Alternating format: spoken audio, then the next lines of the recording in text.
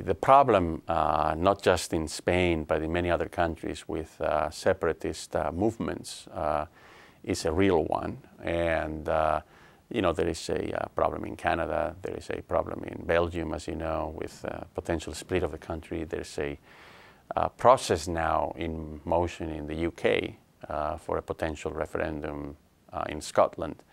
And then in Spain, there's essentially two regions, right? So there's an anachronistic side to this, of course, right? Because in Europe, the movement in terms of sovereignty has been away from the member countries and to Brussels or to Frankfurt over the last 10 years. But at the same time, we see these other, movements, right, within countries. And, I think this adds to the uncertainty.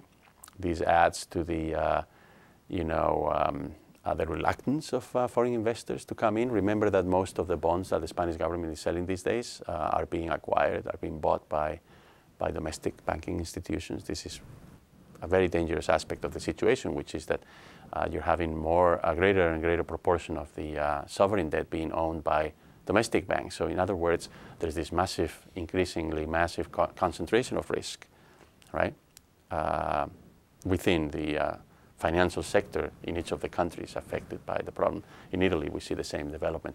So as to the uncertainty, I can understand the strategy by Artur Mas, who is the head of government of the autonomous government in Catalonia.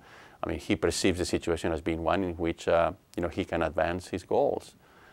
He perceives that the government in Madrid is against the wall, and he perceives that it's the moment, to reassert those claims. Catalonia, has claims, right, that are based on history and culture and language, and the same does Scotland, and the same does Quebec, right? The timing is not great, I don't think, for the global economy or for financial markets, because this is just going to add to the uncertainty and the volatility.